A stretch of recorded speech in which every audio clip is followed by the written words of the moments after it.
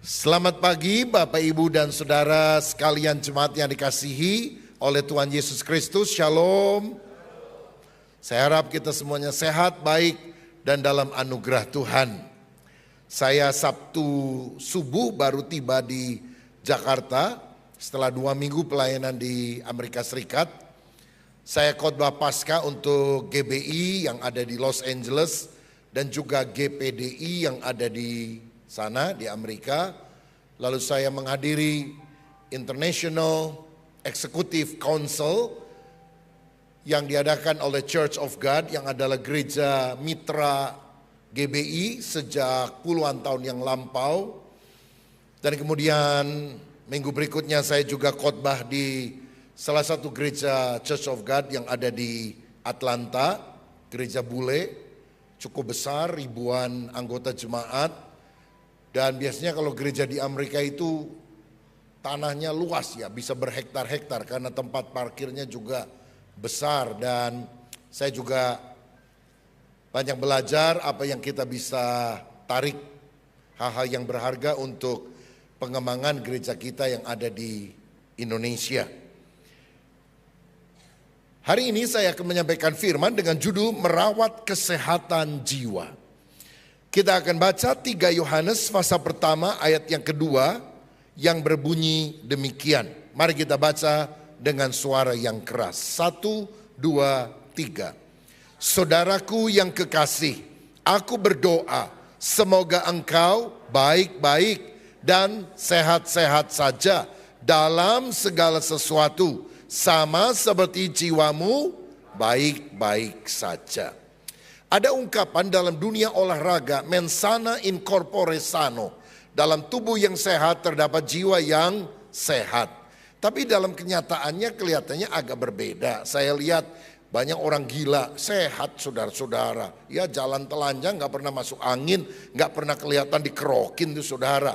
Ya ibu-ibu sudah pakai jaket, pakai mantel tebel-tebel, masuk angin juga. Nah, Alkitab berkata bahwa justru jiwa kita yang baik-baik saja akan membuat kondisi yang lain itu menjadi lebih baik. Artinya Tuhan peduli bukan hanya pada tubuh dan roh kita, tapi Dia juga memperhatikan jiwa kita. Ketika jiwa kita sehat, mestinya fisik kita kuat dalam menghadapi kehidupan. Ada satu cerita seorang jemaat ngalami masalah karena dia punya pemikiran yang aneh. Kalau mau tidur malam dia selalu gelisah karena dia merasa bahwa ada orang di bawah kolong ranjangnya. Yang kadang-kadang dia takutnya muncul dan mencekik dia, saudara-saudara. Dia sudah pergi ke psikiater berbulan-bulan tapi tidak ada perbaikan, tidak ada kemajuan. Sampai satu kali pendetanya datang ke tempat itu, mendoakan dia, mengusir roh ketakutan, dan setelah itu dia sehat. Karena selama dia masih takut kan jadi susah tidur, selera makan kurang, mata jadi cekung, sekarang sehat. Jemaat jadi bingung, diapain Pak Pendeta? Oh, saya datang ke sana, saya doakan tentunya. Terus setelah itu gimana? Ya saya lihat kan ranjangnya itu ada 4 kakinya. Dan dia takut ada orang keluar dari kolong ranjang. Saya suruh potong aja 4 kakinya. Jadi akhirnya dia tidur agak bawah. Sejak itu lenyap itu segala ketakutan. Saudara-saudara, dari sini kita belajar bahwa orang yang jiwanya sehat, yang pikirannya terang, itu akan mempengaruhi kesehatan fisik, bahkan seluruh keberadaan hidupnya. Maka penting sekali kita memelihara kesehatan jiwa kita. Apa itu yang dimaksudkan dengan kesehatan jiwa atau kesehatan mental health? Ini adalah kondisi mental dan emosional yang baik hingga seseorang bisa berfungsi optimal dalam hidup sehari-hari. Misalnya saat menghadapi tekanan, dia bisa mengatasinya. Saat membina hubungan dengan orang lain, hubungan yang terjalin adalah hubungan sehat, persekutuan dan bukan perseteruan. Dia juga bisa membuat keputusan-keputusan yang baik, yang bermanfaat dalam hidupnya.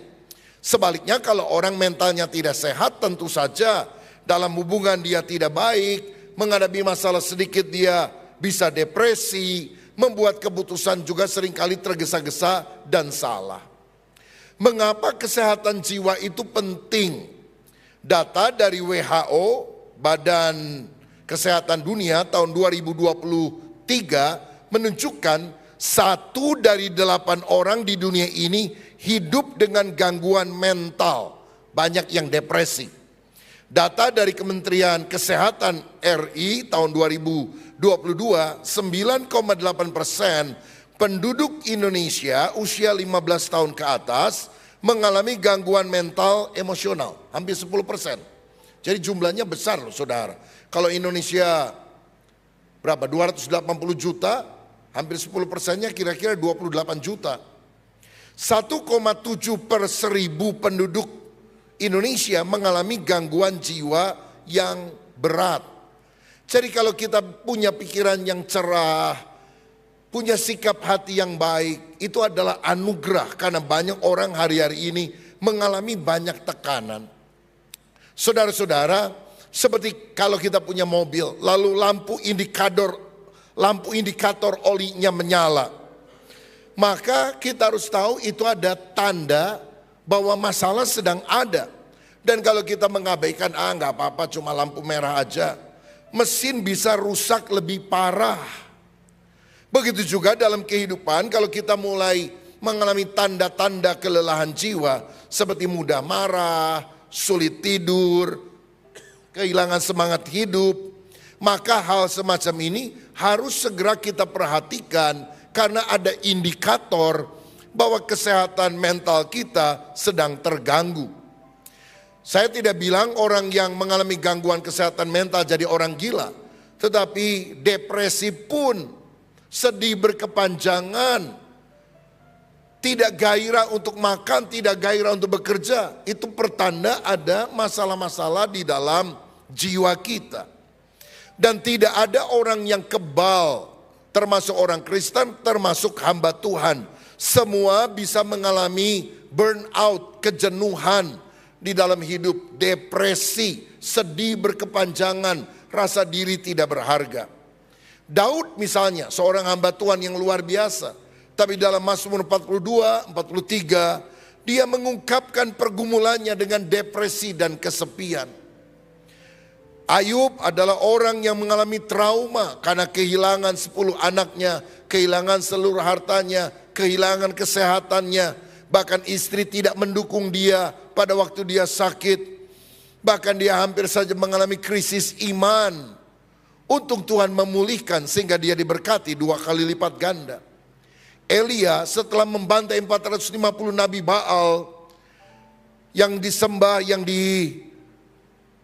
oleh orang Israel, dihargai oleh Ahab dan Isabel. Kemudian Elia mau dibunuh oleh Isabel dan dia lari ke padang gurun. Dia mengalami tekanan jiwa yang berat sampai dia bilang, Tuhan lebih baik aku mati saja. Kalau kita lihat Daud, Ayub, Elia ini kan tokoh hebat dalam Alkitab. Tapi bisa stres, bisa depresi. Apalagi kita manusia biasa. Nah, jiwa yang tidak sehat itu akan mempengaruhi iman kita, relasi sosial dengan orang lain. Jadi sensitif, mudah marah, suka tersinggung. Produktivitas kita, pekerjaan kita akan terganggu. Maka ini harus diatasi dengan cara yang benar. Saya pernah membaca kisah Pastor Rick Warren dari Saddleback Church di Amerika Serikat, salah satu gereja besar dan paling berpengaruh di Amerika Serikat. Sayang sekali sekian tahun yang lampau, salah satu orang anaknya yang bernama Matthew meninggal dunia karena bunuh diri. Dan itu terjadi karena Matthew ini sudah bertahun-tahun bipolar, depresi berat saudara-saudara. Dan ini menggoncangkan orang-orang Kristen khususnya di Amerika Serikat. Kok bisa hamba Tuhan hebat, pelayanannya berdampak, anaknya mati bunuh diri. Dan tentu saja sebagai orang tua mereka hancur karena hal tersebut. Tapi jemaat mendukung hamba Tuhan ini karena mereka tahu pergumulan dengan anaknya ini bukan 1-2 bulan, sudah bertahun-tahun dia mengalami kondisi kesehatan jiwa yang tidak baik. Dan akhirnya Rick Warren juga bangkit. Dan sejak itu Rick Warren dan istrinya berjuang untuk mengangkat isu kesehatan mental di dalam gereja. Dia berkata, Yesus menyelamatkan jiwamu untuk kekekalan, tapi juga ingin memulihkan jiwamu di dunia ini. Saya percaya kita semuanya harus mengalami kesehatan mental, merawat jiwa kita dengan baik. Nah, kalau saya baca dalam Alkitab yang adalah sumber jawaban untuk setiap pergumulan, khususnya di dalam Filipi pasal 4 ayat 4 sampai 8, ini adalah surat dari Rasul Paulus ketika ia ada dalam penjara. Mestinya orang di penjara kan stres, depresi. Tapi ternyata dia malah bisa menghibur orang yang di luar penjara dan memberikan surat pastoral yang sangat bermanfaat bagi kita sampai hari ini. Dikatakan demikian Filipi pasal 4 ayat 4 sampai 8. Bersukacitalah senantiasa dalam Tuhan. Sekali lagi kukatakan kepadamu, bersukacitalah. Hendaklah kebaikan hatimu diketahui semua orang, Tuhan sudah dekat. Janganlah hendaknya kamu khawatir tentang apapun juga, tetapi nyatakanlah dalam segala hal keinginanmu kepada Allah dalam doa dan permohonan dengan ucapan syukur. Damai sejahtera Allah yang melampaui segala akal akan memelihara hati dan pikiranmu dalam Kristus Yesus. Ayat 8, mari kita baca bersama 2-3. Jadi akhirnya saudara-saudara, semua yang benar, semua yang mulia, semua yang adil, semua yang suci, semua yang manis, semua yang sedap didengar, semua yang disebut kebajikan dan patut dipuji, pikirkanlah semuanya itu. Nah, dari ayat-ayat ini kita melihat bahwa kita bisa merawat kesehatan jiwa dengan 5B. Pertama, bersukacita senantiasa. Paulus di penjara, tapi dia bilang, aku memilih untuk tetap bersukacita. Happiness is a choice. Kebahagiaan adalah pilihan. Tiap hari ada orang-orang yang kadang membuat hati kita tidak nyaman. Ada aksi negatif, tapi reaksi kita yang menentukan. Mau positif atau negatif. Jadi seburuk apapun hal yang datang dalam hidup kita, reaksi kita, respons kita akan menentukan apakah itu akan mempengaruhi diri kita atau tidak. Tadi lagu pertama diambil dari Habakuk. Sekalipun pohon ara tidak berbunga, pohon anggur tidak berbuah, hasil pohon zaitun mengecewakan, kambing domba terhalau dari kurungan, aku akan tetap beria-ria di dalam Allah yang memberikan kemenangan bagiku. Saudara-saudara, jadi istri bisa cerewet, suami bisa pelit, anak bisa nggak naik kelas, tapi respon saudara positif atau negatif, itu saudara yang bertanggung jawab atas apa yang kita munculkan dari hati kita. Yang kedua, kita harus berbuat baik. Dikatakan ayat 5, hendaklah kebaikan hatimu diketahui semua orang, Tuhan sudah dekat. Kalau kita ingin punya kesehatan jiwa, jalin relasi yang baik dengan orang lain. 1000 teman terlalu sedikit, 1 musuh terlalu banyak. 1 musuh bisa membuat kita makan tidak enak, tidur tidak nyenyak. Lagi makan tidak bisa tidur, lagi tidur tidak bisa makan. Berarti sakit jiwa itu saudara, kalau orang tidak jaga kehidupannya. Mari kita berbuat baik, jangan suka musuhan. Sama mertua musuhan, sama tetangga musuhan. Gimana kesehatan jiwa kita baik? Yang ketiga, harus berdoa dan bersyukur. Ayat 6, jangan hendaknya kamu khawatir tentang apapun juga. Nyatakanlah dalam segala hal keinginanmu kepada Allah dalam doa dan permohonan dengan ucapan syukur. Kalau saudara mengalami tekanan jiwa karena masalah yang berat, curhat sama Tuhan. Doa itu kan berbicara kepada Tuhan. Tuhan, aku sedang mengalami hal ini. Boleh saudara menangis di hadapan hadiratnya, tapi bawa seluruh pergumulanmu kepada Tuhan. Ada seorang anak tanya sama papanya, "Papa, kita ini kan hidup miskin, uang sekolah saya aja kadang-kadang Belum dilunasi, sampai saya malu sama guru, sama teman-teman. Tapi tiap hari saya lihat papa itu rajin banget doa. Dapat apa sih doa? Apa doa bikin kaya? Anaknya, bapaknya kemudian bilang kepada anaknya, "Nak, jangan salah sangka. Dalam doa bapak belum tentu memperoleh sesuatu. Tapi bapak banyak kehilangan banyak hal. Pada waktu berdoa bapak kehilangan kekhawatiran. Bapak kehilangan keinginan untuk marah. Bapak kehilangan tuduhan kepada Tuhan, seakan Tuhan kejam dan tidak adil dalam hidup ini. Bapak kehilangan ketakutan, kekhawatiran akan masa depan. Tapi percaya Tuhan akan menyediakan semua tepat pada waktunya. Doa tidak selalu memberikan apa-apa kepada saudara yang engkau inginkan. Tapi doa yang sungguh akan menyebabkan kekurangan-kekurangan dalam jiwa kita itu menjadi sirna. Maka kita perlu berdoa kepada Tuhan. Dilanjutkan dengan bersyukur. Jangan kamu khawatir tentang apapun juga. Belajar bersyukur. Bukannya karena kita sudah kaya maka kita bersyukur.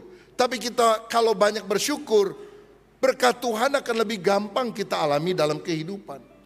Bukannya karena kita sudah sembuh dari penyakit maka kita bersyukur. Tetapi kalau kita bersyukur bahkan di tengah sakit penyakit, penyakit kita akan lebih cepat disembuhkan. Bukan karena keluarga kita sudah sempurna maka kita mengucap syukur. Tapi kalau keluarga banyak mengucap syukur, maka Tuhan akan lebih mengharmoniskan keluarga kita. Yang keempat, berdamai. Berdamai dengan Allah, berdamai dengan diri sendiri, berdamai dengan sesama. Ayat 7, damai sejahtera Allah yang melampaui segala akal akan memelihara hati dan pikiranmu dalam Kristus Yesus. Bagaimana kita yang adalah musuh Allah karena kita orang berdosa bisa berdamai dengan Dia? Bertobat dari segala dosa, minta disucikan oleh darah Yesus. Maka hubungan perseteruan menjadi hubungan persekutuan melalui karya salib Kristus. Dan kalau kita sudah berdamai dengan Allah, maka kita harus berdamai dengan diri sendiri. Mengampuni diri kita. Banyak kali Tuhan sudah mengampuni, tapi kita tidak bisa mengampuni diri kita sendiri. Dan kesalahan tentu bukan pada Tuhan, pada diri kita. Belajar menerima diri kita apa adanya. Kita semua ada kelebihannya, plusnya. Tapi kita juga ada minusnya. Nggak ada yang sempurna. Nggak ada pendeta yang sempurna. Nggak ada gereja yang sempurna. Banyak orang bilang, kalau pendeta sempurna itu, kalau khotbahnya mesti mirip si A, sabarnya mirip si B, lalu murah hatinya seperti si C, perhatian sama jemaat sama seperti si D. Jadi yang bagus-bagus dikumpulkan semuanya, saudara-saudara. Tapi itu tidak mungkin, karena kita manusia punya kelemahan, kekurangan. Kita ini unik dan spesial. Makanya kita harus belajar menerima diri kita apa adanya. Lalu kemudian kita juga harus menerima sesama kita, pasangan kita terutama apa adanya. Karena suami atau istri kita ada kelebihannya, tapi kekurangannya juga banyak kan saudara sekalian. Makanya kita harus hidup berdamai, jangan cari musuh, jangan suka ribut. Kalau kita damai dengan Allah, damai dengan diri, damai dengan sesama, jiwa kita akan jauh lebih sehat. Dan yang kelima, berpikir benar. Akhirnya semua yang benar, yang mulia, yang adil, yang suci, yang manis, yang sedap didengar, yang disebut kebajikan dan patut dipuji, pikirkanlah semuanya itu. Saya percaya orang Kristen tidak hanya terpanggil berpikir positif, tapi harus berpikir benar. Orang yang berpikir positif belum tentu benar, tapi orang berpikir benar akan positif. Dan kita ini hidup karena iman. Iman itu melampaui pemikiran positif. Pikiran positif bisa kita pelajari di buku psikologi populer yang dijual di toko buku sekuler. Tapi pikiran benar hanya datang dari firman Allah.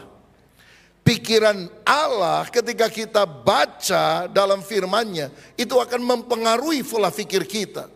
Dan kita akan berkemenangan. Kadang-kadang tuduhan datang dalam diri kita, apalagi kalau kita lagi ngaca di depan di kaca cermin. Kamu jelek, kamu gagal, kamu gak akan berhasil.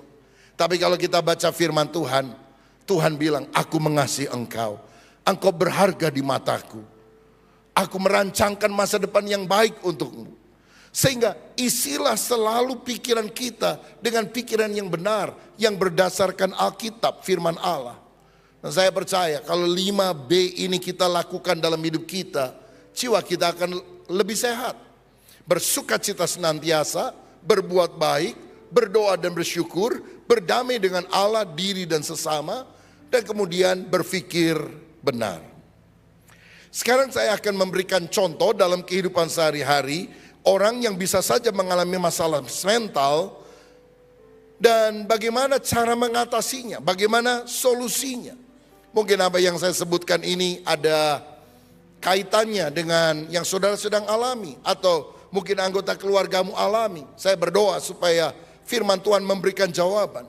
Yang pertama, ada pelayan Tuhan yang burn out, yang lelah jiwanya, yang jenuh dalam pelayanan dan hidupnya. Mungkin karena dia melayani non-stop hingga merasa hampa secara rohani, sulit tidur, kehilangan gairah melayani, dan berpikir untuk berhenti pelayanan.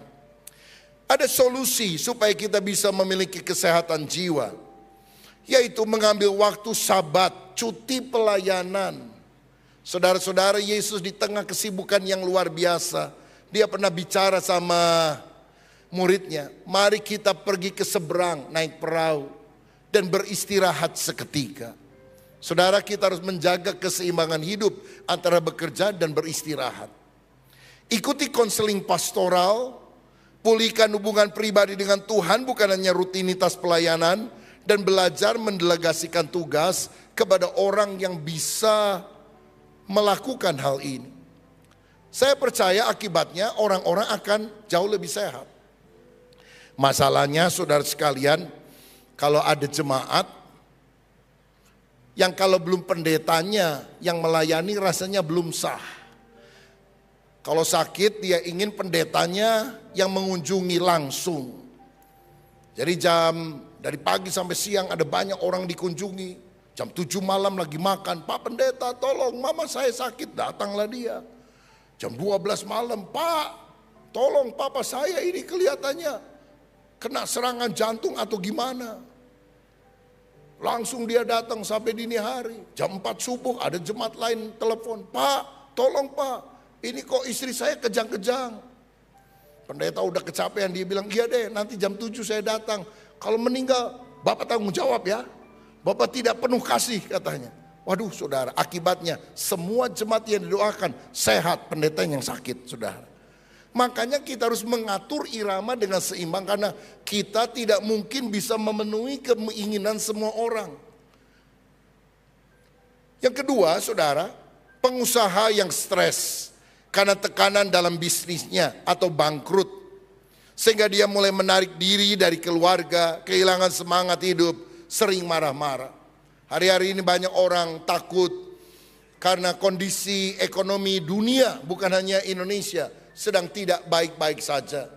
Perang tarif Amerika, China, itu seringkali mengganggu. Ya, mestinya Indonesia melihat ini sebagai sebuah kesempatan. Ya kalau Amerika sama China, ya kita kan bisa kita bisa mengambil kesempatan di tengah kesempitan yang ada. Tapi banyak orang kemudian menjadi takut akan situasi yang ada di dunia sekarang ini. Tapi sebagai anak Tuhan mestinya kita percaya, burung di udara Tuhan pelihara, apalagi kita orang percaya. Dalam masa sulit pun Nabi Elia tetap ada burung gagak datang memberikan roti dan daging pagi dan petang, pagi dan petang. Pemeliharaan Tuhan tidak berkesudahan. Saya percaya semua orang yang cinta Tuhan akan dipelihara oleh Tuhan. Amin. Bukan serakah, bukan bermewah-mewah, tetapi apa yang merupakan kebutuhan dasar kita, Tuhan akan peliharakan kehidupan kita. Saya yakin pemasukan kita, penghasilan kita bisa mencukupi kebutuhan hidup kita, tapi tidak akan pernah bisa mencukupi gaya hidup kita.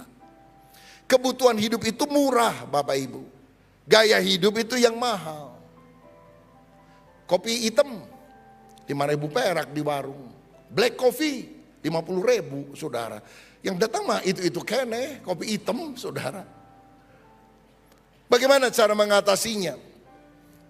Konseling psikologis dan finansial kita perlu lakukan.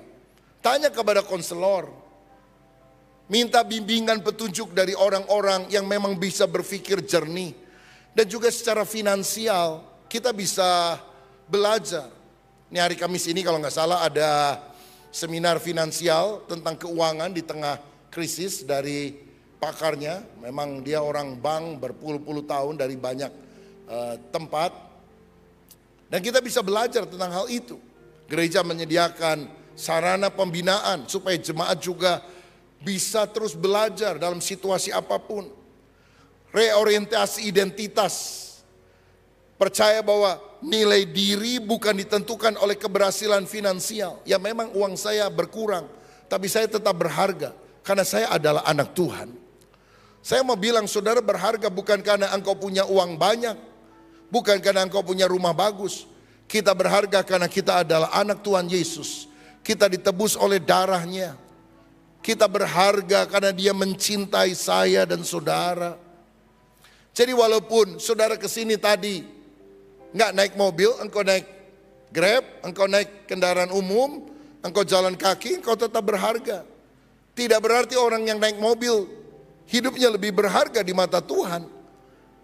Walaupun kita hidup sederhana, tetapi kalau kita hidup benar di hadapan Tuhan, maka kita tahu bahwa kita berharga dan mulia di hadapan Dia. Terlibatlah dalam komunitas rohani untuk mendapat dukungan emosional dan doa. Masuk di dalam kelompok-kelompok sel supaya iman kita bisa saling dikuatkan satu dengan yang lain. Yang ketiga, kalau ada kepala keluarga yang depresi, misalnya ada seorang ayah punya 3 orang anak dan dia kena PHK, pemutusan hubungan kerja. Dia bisa merasa gagal berperan sebagai suami dan ayah yang baik. Lalu ngalami insomnia, sulit tidur, merasa tidak berguna, sempat berpikir bunuh diri. Ada solusi yang bisa dilakukan untuk mengatasi. Dukungan keluarga sangat penting, tidak saling menyalahkan. Kalau lagi ada masalah keuangan, keluarga justru harus rukun, saudara. Jangan berantem satu dengan yang lain, cari kambing hitam, tapi bersama-sama berpadu. Jika kita duduk bersama, dalam kesatuan hati, kesanalah Tuhan akan memerintahkan berkat kehidupan sampai selamanya. Tuhan sudah siapkan berkat untuk saudara. Tapi kalau saudara ribut terus, berkat nggak turun-turun. Maka tanggung jawab kita adalah saling mendukung. Cari bantuan profesional, ikuti komsel, pahami bahwa nilai diri bukan hanya dari penghasilan kita. Selalu akan ada solusi yang Tuhan berikan kepada kita. Contoh yang keempat, ibu rumah tangga yang mungkin mengalami kelelahan emosional. Ngurus anak sendiri, gak punya babysitter, gak punya pembantu. Suami juga kerja di luar, akibatnya dia merasa kesepian. Tidak dihargai, kehilangan minat untuk merawat diri. Boro-boro dandan, saudara. Ini anak beberapa orang mesti diurus dari pagi sampai malam, lelah. Ada juga wanita yang mengalami baby blues, yaitu sindroma setelah melahirkan. Bisa beberapa minggu rasa sedih, rasa tidak berharga, rasa mau marah. Ada cara mengatasi untuk hal ini. Bergabung dalam komunitas ibu-ibu untuk saling mendukung. Bisa sharing satu dengan yang lain. Kemudian miliki waktu pribadi untuk penyegaran jiwa. Ya, minta tolonglah suami atau anggota keluarga yang lain, adik atau kakak. Ada waktu istirahat sebentar untuk menyemangati lagi hidup kita untuk masuk di dalam tugas yang berikutnya. Dukungan dari pasangan dan keluarga besar sangat penting dan berani minta bantuan konselor. Kita bersyukur di gereja kita ada tim konselor dan beberapa orang sudah mendapat sertifikat konselor nasional, saudara-saudara. Beberapa belajar sampai program master untuk mendapatkan gelar konselor Kristen dan mereka tergabung di dalam tim konselor di gereja kita. Sekarang Ibu Dr. Rifosa Santosa yang memimpin tim konselor yang ada pria, ada wanita, sehingga tim ini juga siap untuk melayani orang-orang yang membutuhkan bantuan secara emosional di dalam mengatasi masalahnya. Contoh yang lain yang sering kali dialami adalah anak dan remaja yang mengalami tekanan akademik dan sosial. Siswa SMP misalnya yang tertekan dengan nilai ujian yang jelek. Atau dia membandingkan diri dengan teman-temannya. Mungkin temannya naik mobil, dia jalan kaki. Tekanan dari sosial media begitu dia buka Instagram atau sosmed yang lain, TikTok. Dia lihat temannya lagi jalan-jalan ke Bali, jalan-jalan ke Jepang. Dia boro-boro jalan-jalan ke luar negeri, paling di rumahnya saja. Dia mengalami pressure, tekanan.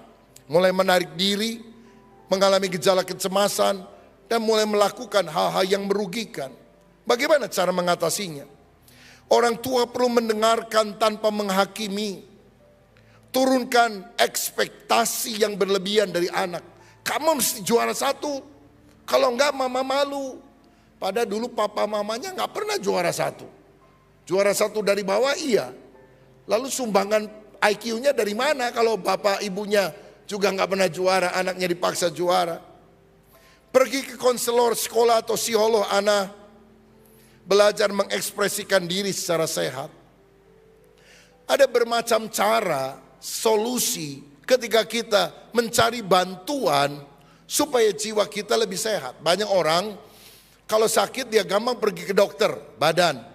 Tapi kalau dia mengalami masalah jiwa, masalah roh, dia merasakan baik-baik dengan sendirinya.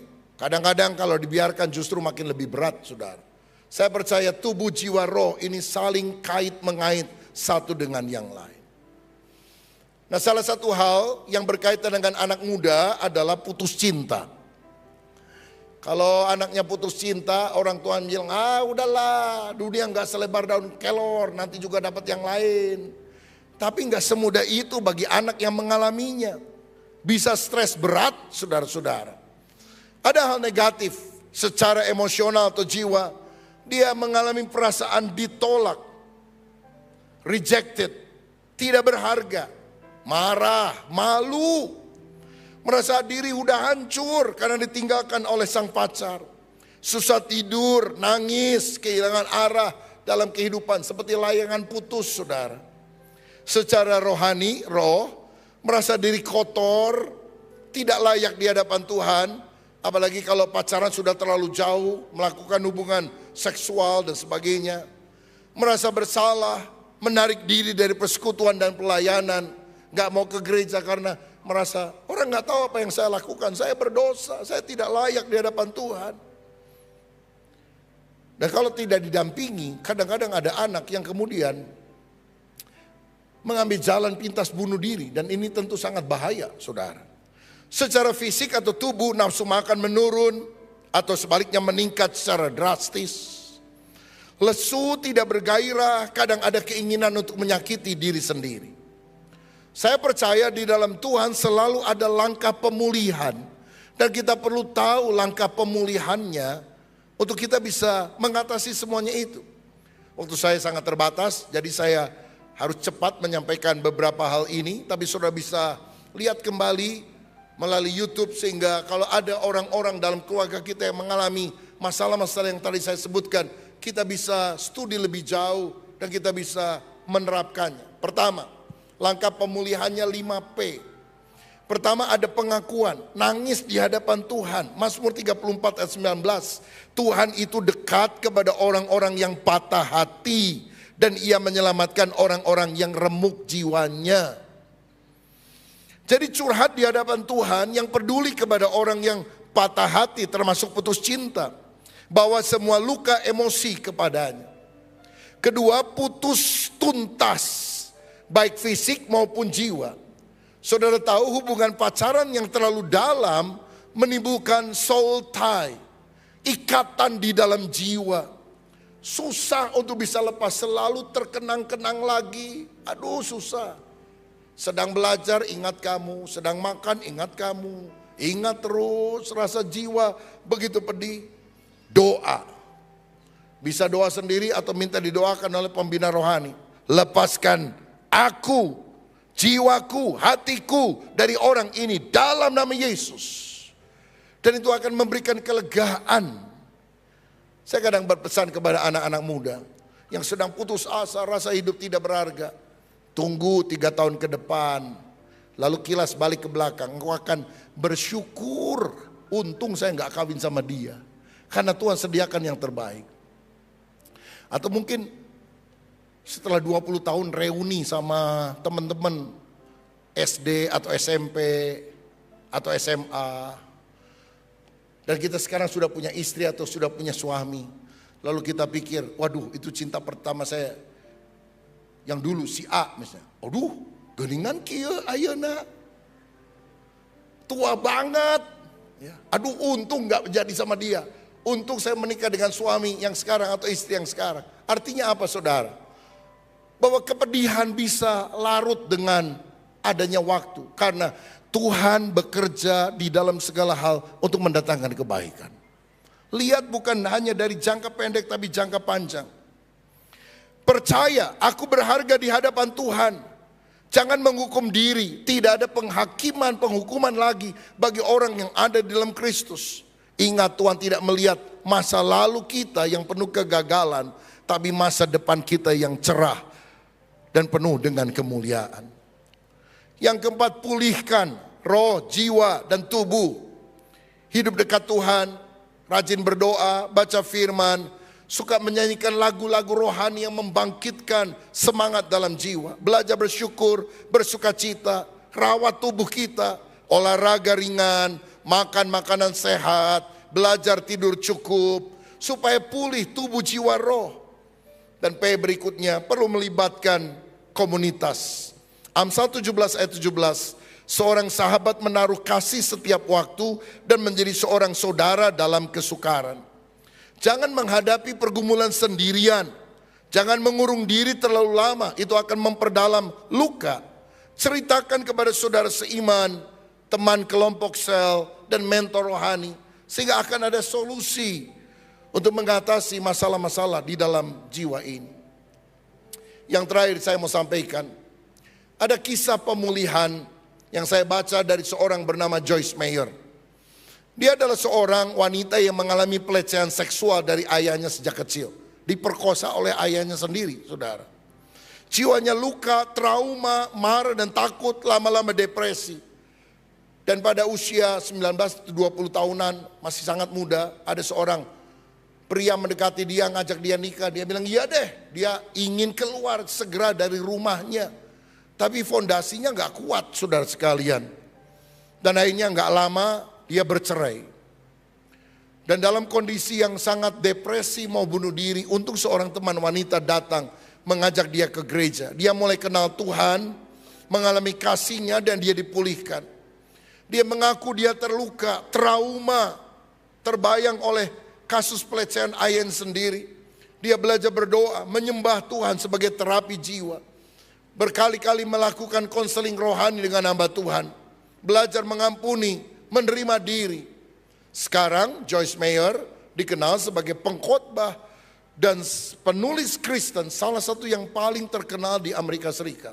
Dan kenapa banyak orang, terutama ibu-ibu, senang dengan khotbahnya?